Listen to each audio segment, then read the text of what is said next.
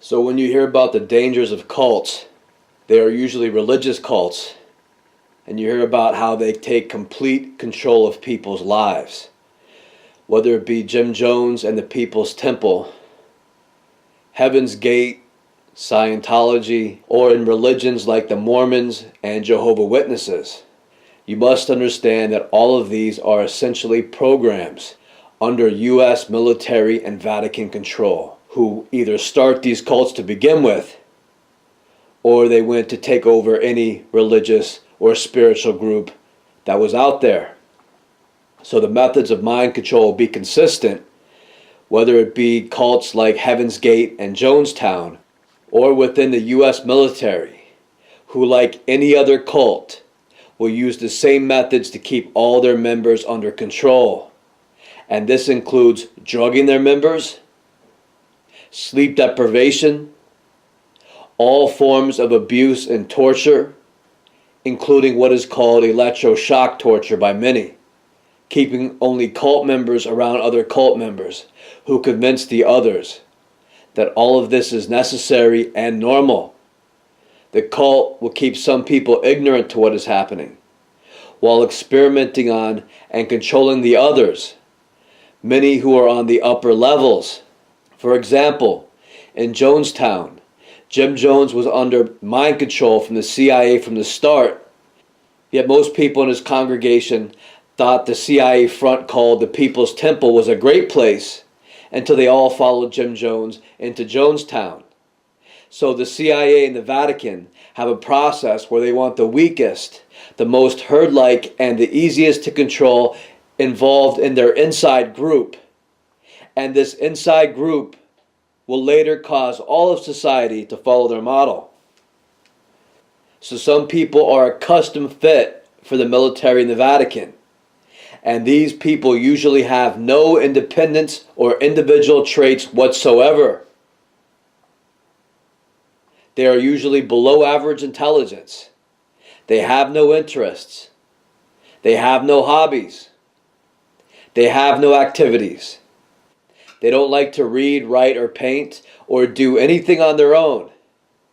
They are not creative or outgoing in any way. They don't like to learn new things. They don't like to communicate with others.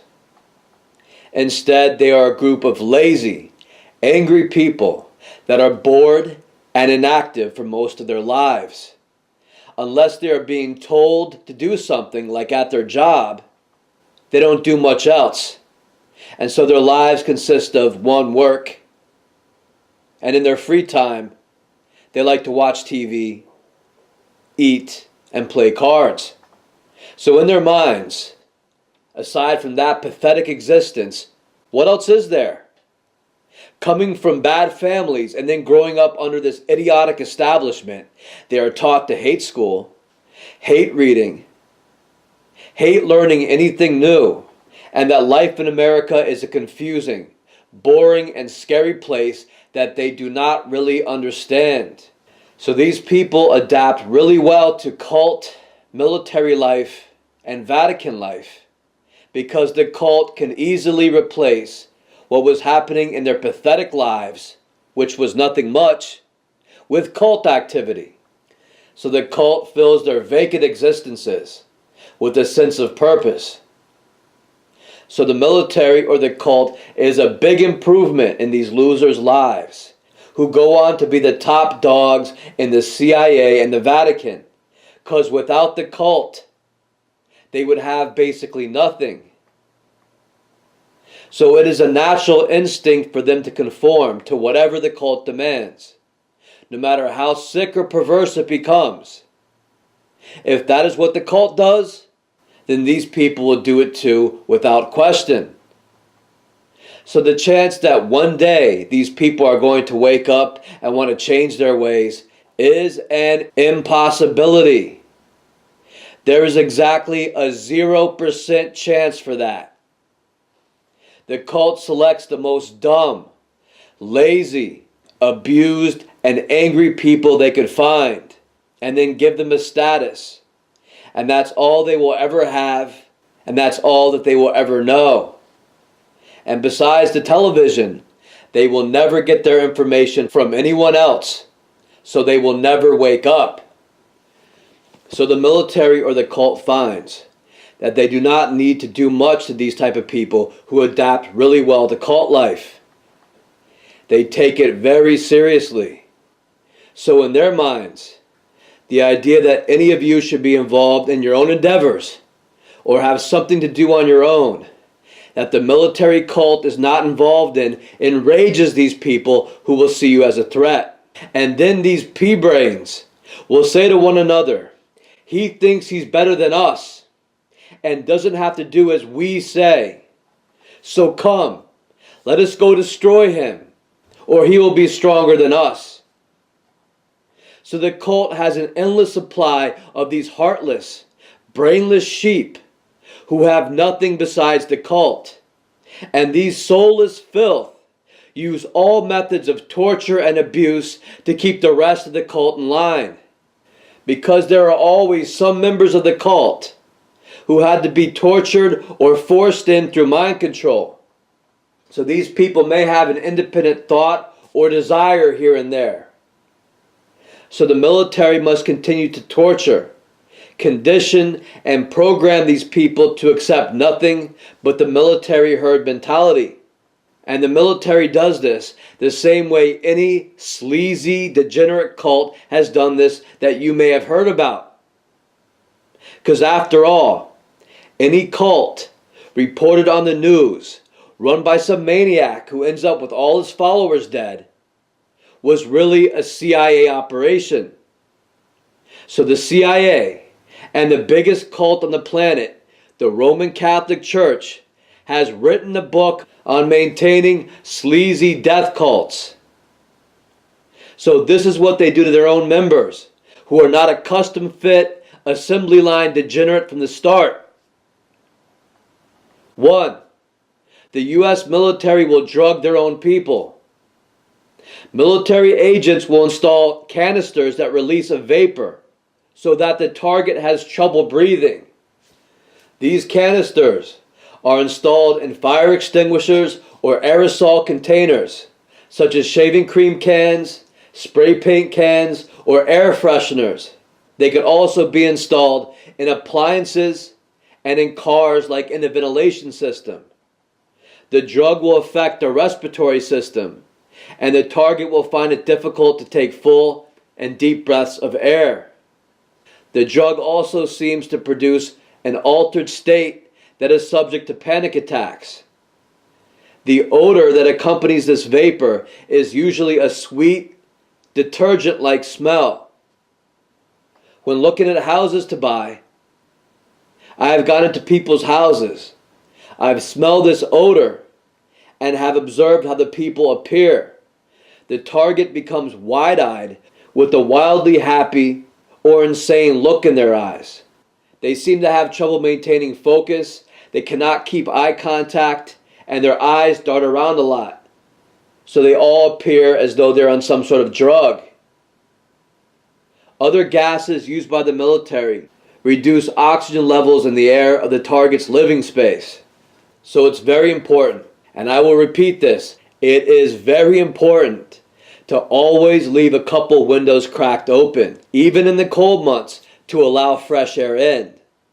Preferably across from one another to allow cross-air ventilation. You should also air out your house for at least an hour twice a day. And if you smell something like this vapor I described before, a sweet, detergent-like smell, and experience negative symptoms, I would recommend attempting to find the container and then throw it out. And you can do this by closing the doors to your house and then checking the rooms one by one and see if you can isolate where the smell is coming from. And then you can place the aerosol containers, all or a few at a time, in a plastic bin with a lid that seals shut. You can wait about 5 or 10 minutes and then check the smell. If the smell is strong within the bin, then you have found the source of the poison. Throw it out and buy new stuff at the store, always going to different stores and buying different brands. This poison that reduces oxygen levels in the air could also be applied like a coating that will release a vapor when heated. It could also be used on a duct tape such as this, that when you use this duct tape on a hot air duct, it will begin a chemical reaction that will release a vapor into the air. So there are many ways these animals will try to attack you. So just be conscious of these methods, removing the source of their weapon. However, the most important way to protect yourself and your family is to allow enough oxygen into your home, especially in the winter months, where people are all programmed to shut all of their windows and doors for several months straight, not allowing any fresh air into the house. So a couple times a day, all the windows should be open wide for at least an hour. Then some windows, providing cross-air ventilation, should remain cracked open at all times. Otherwise, your living space will be depleted of oxygen levels, and you will slowly be killed. This is why many agents look the way they do. Yes, heat costs money, but not at the expense of your health. And allowing your brain proper oxygen levels is the core of maintaining your health. So it is always important to shop at different stores and try different brands. This keeps life interesting and is very important practice because the military has taken over all large chains of grocery stores for the exact reason that they will drug certain batches of food with many different chemicals and poisons. For example, they will give male hormones to girls and female hormones to boys. I have observed many different attractive young women who have very hairy arms and hair growth on their faces. Yet aside from that, they are very shapely and attractive women. And they will give female hormones to boys, causing them to become effeminate and act gay. The military has found that homosexual people are best suited to stay within a military cult unit for their entire lives. They are happy to be kept with their own sex and never wish to find someone of the opposite sex to get married with, have children, and eventually leave the military. So in the military, you will find such homosexual slogans as "Don't ask, don't tell" have replaced older ones like "Death before dishonor." And everybody knows that the Roman Catholic Church refuses to allow any of their nuns and priests to have normal marital relationships.